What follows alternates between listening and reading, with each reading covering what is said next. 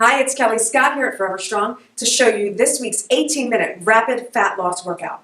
This is a high-intensity interval training workout that is low impact. You'll need 2 kettlebells and a resistance band. But if you don't have any equipment, I'll show you the modifications for an at-home version. Let's get started.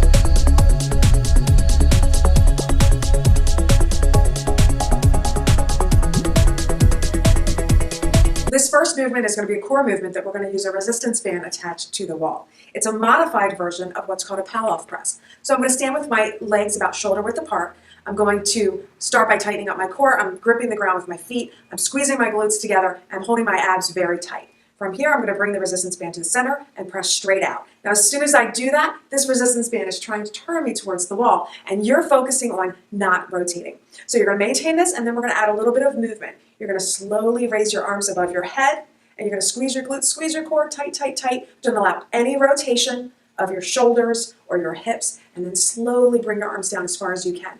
And the slower the better when you do this movement. You're going to have 30 seconds, and we don't want you flying through this. We want you to feel every muscle group staying tight and firm as you complete this movement. All right, give it a shot. Next, we're going to get our heart rate up with skater lunges. You're going to step to the side. You're going to step back with one foot, and you're going to leap. Catch your leap, and then step back with the opposite foot. You're going to do 25 of these. This is a very low impact move. Even though it appears that you're jumping side to side, you're really staying low to the ground with soft knees. But if you need an even lower impact move, you can just step, tap, and reach, and then the more speed that you add to that, the more you're going to get out of it. Our kettlebell swing this week is going to be Gunslingers. Gunslingers are a really fun modification of a kettlebell swing. You stand with your feet inside the bells, the same way that you would in a farmer's carry position, and then we swing the bells outside. It looks like this.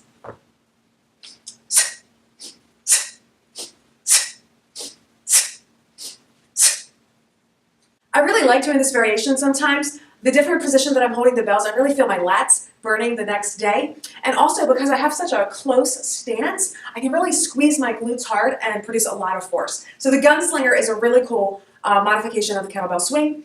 If you want to just do regular 2-hand swings, go for it. But this is the modification we'll be doing in studio. The most common mistake I see in the studio with Gunslingers is people lead with their knees instead of leading with their hips. Notice when I perform the Gunslinger, as I hinge back, my knees come forward very minimally. So look, notice the difference between leading with my hips and leading with my knees. Do you see more of an up-down motion instead of a back-forth motion? So give that a shot with your Gunslingers. I'll show you one more time.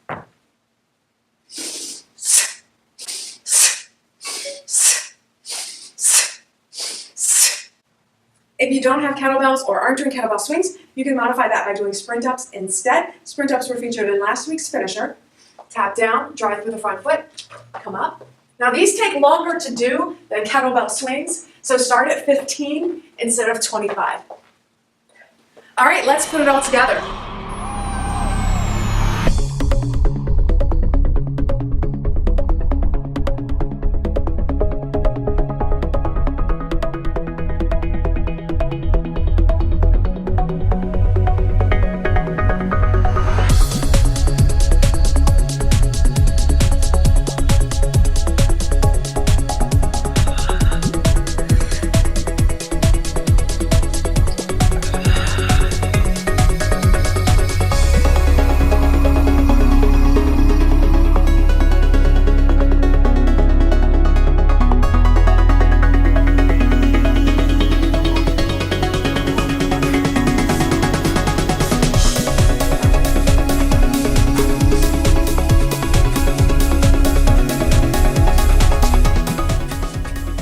Seconds of your Palloff press, 25 Gunslingers and 25 skater lunges. You're going to ladder up your skater lunges and ladder down your Gunslingers. Have a great workout. See you next week.